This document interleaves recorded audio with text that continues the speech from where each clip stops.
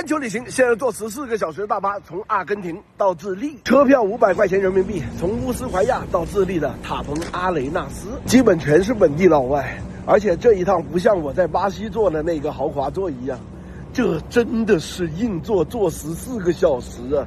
我已经可以想象到我屁股都要烂了。在南美旅游最想吐槽的就是他们的交通路况，明明这两个地方就几百公里，单独弄个航线1个小时就到了。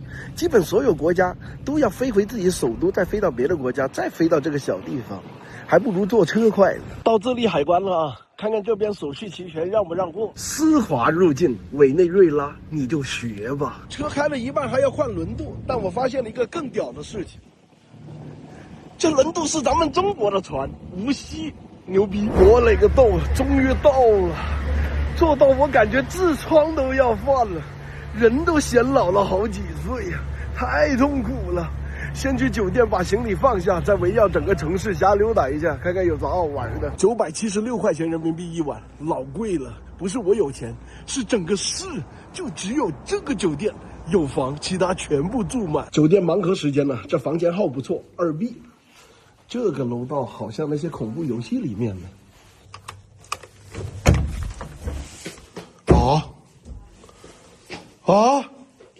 我天都塌了！900块钱住这儿啊！这连海景房都算不上吧？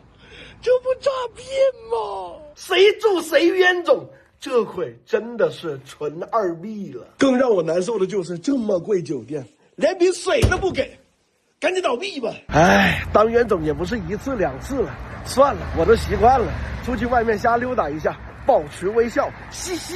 这应该是他们著名的城市地标，打个卡，耶！都是世界南边的城市，这座城市很明显比乌斯怀亚更加的有生活气息，更加有生命力。这项运动如果我没记错的话，是拿棍抡不到球就可以拿棍抡人的吧？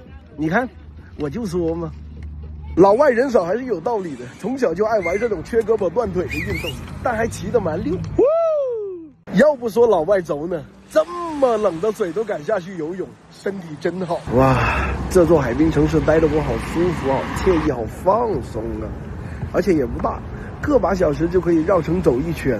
有事没事可以去麦哲伦海峡旁边散散步啊，跑跑步啊，遛遛狗啊，或者是踢踢球的，蛮爽的。而且这边的街道基本都是非常的干净卫生，没有过多的脏乱差，没有遍地的流浪汉，更没有像丧尸一样聚集的瘾君子。民风也很淳朴，很热情，特别适合在这里旅居摆烂。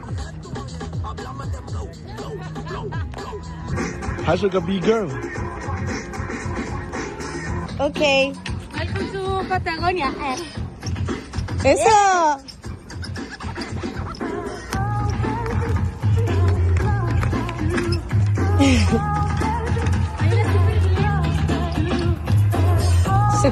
Nice. You dance very good.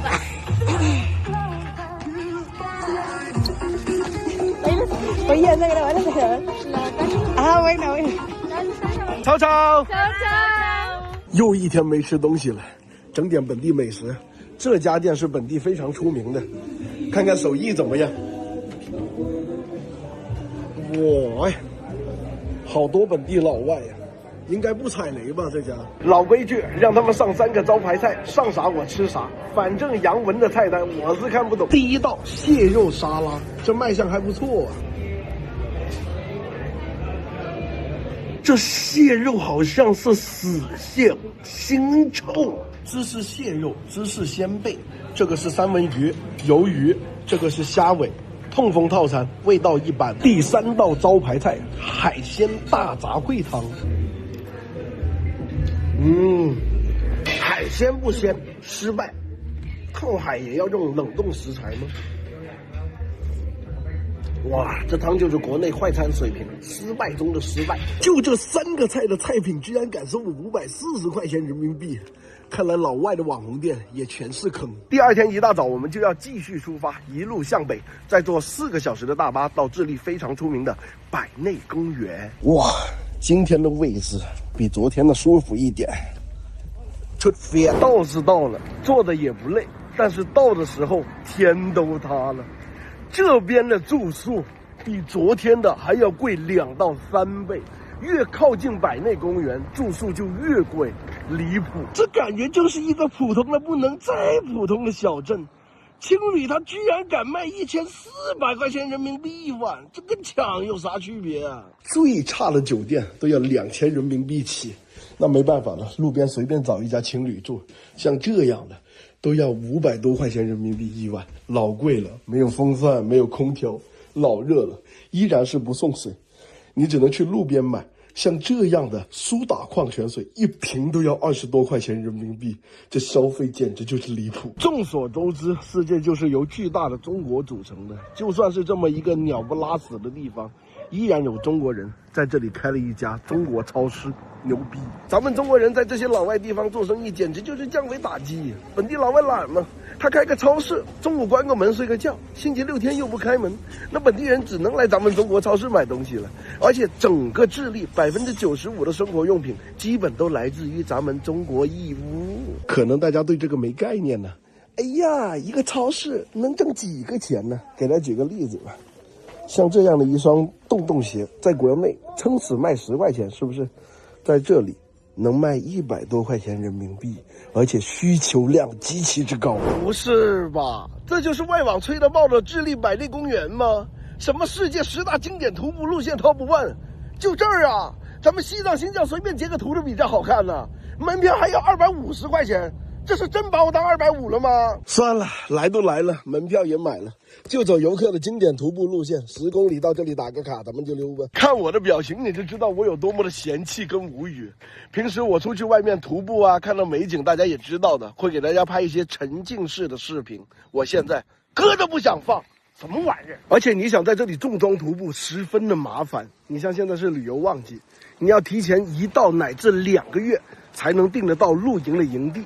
如果没有你来到这里的话，那恭喜你了，你只能住天价的青年旅馆，几千块钱人民币起步吧。最后冲顶这段碎石路还是蛮有难度的。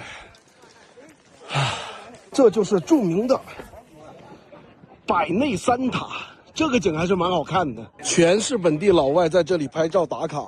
如果你去过西藏啊、新疆啊，这里就没什么必要来了。这边没啥好玩的了，直接飞他们的首都圣地亚哥，实现车厘子自由，出发！我去，这是啥呀？这个云上怎么会有彩虹日环呢？没见过呀，这是啥现象啊？这里就是智利的首都圣地亚哥。这城镇看起来房屋人口好密集呀，好像蚂蚁窝一样。也没啥高楼大厦，感觉不太现代化呀。我去，在这首都打出租车更贵，20公里收我280，这个计价表跳得比我心跳还快。因为智利的首都是出了名的乱嘛，我为了获取情报哪里安全哪里不安全，特意订了这一个华人宾馆。但是来了之后才发现，这一片华人区是抢劫最多的地方，麻了。好了 ，check in。Yeah。Pasaporte。Yeah， pasaporte。这不华人酒店呢，怎么是老外前台呀？这不完犊子了吗？住进来才知道，这一片华人批发区是整个圣地亚哥最乱、贼最多，每天都有人被抢的地方。白天几个人拿刀抢，晚上开几辆车截停拿枪抢。这不比巴西圣保罗还夸张吗？为了满足我的好奇心，舔着逼脸找了一个本地水友，他说他这是防弹车，感觉还好呀，没他们讲的那么夸张啊。没要整一个批发区逛了一圈又一圈了，个把2个小时过去了，除了遍地是垃圾，别说人了，鬼影都没一个。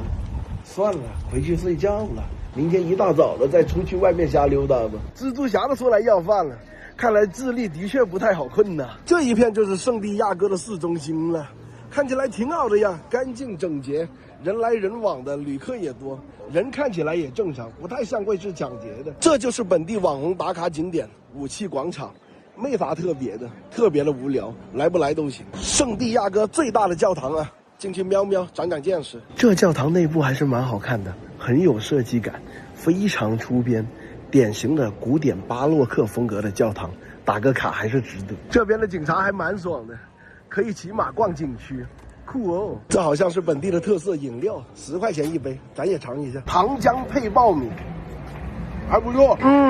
老外还蛮会起店名 SB。这一片都是批发水果的市场，实现车厘子自由。冲！这价格贵是不贵，5、6块钱人民币一斤，但这个头也太小了吧，这又蔫又破的，看起来就不好吃。哎，又当了一回冤种，买完才知道，那些好的品质5沟6沟的车厘子，他们本地人都吃不到，全出口在中国了。那我来这里实现车厘子自由，实现了个寂寞。在打卡圣母山，这个比里约热内伦的耶稣山差远了，这来不来都一样，没意思。国外旅游媒体也掐烂钱呢。这媒体评选2024南美最好看的，第1伊瓜苏，第2里约，第3是圣地亚哥。前面2个我不跟你争了，圣地亚哥他凭什么？凭它的特色抢劫吗？这不妥妥的现实版双城之战吗？一山之隔，左边是贫民窟，右边是富人区。那边那个很高的楼就是南美第1高楼圣地亚哥塔，300米，但这看起来还没有长沙的国金高呢。上楼顶参观要133块钱人民币一张，来都来了，去吧。又上当了，兄弟们，又当冤种了。这楼顶没啥好看的。这城市城景也太拉胯了吧！没有美景，没有美食，也没有好玩的，出门还要担心自己被偷被抢的，这座城市也是个极品了。我现在脑海只有一个想法，跑！智利的旅游业真的是一言难尽，十分的无语。上一次这么无语还是在委内瑞拉的时候，本来复活节岛的机票就难买，1周也就那1、2班，买的过程还要被恶心。西班牙语跟英语是2个价格，而且我还得高价抢。抢完了之后呢，还有可能去了机票没买到，回来的机票买到，你提前订的酒店全部都白搭白给，费了好大的劲好大的功夫全部搞定。您猜怎么着？临门一脚，我去值机的时候他不让我进了，说舱门关闭了。我看了一眼，这不是还有1个半小时100多分钟吗？你这还是国内航班，不是国际航班，哪有这么紧凑的呀？他那个嘴脸，我估计这辈子都没办法忘记。大概意思就是，对呀，我们就是这个样子的了，真下头。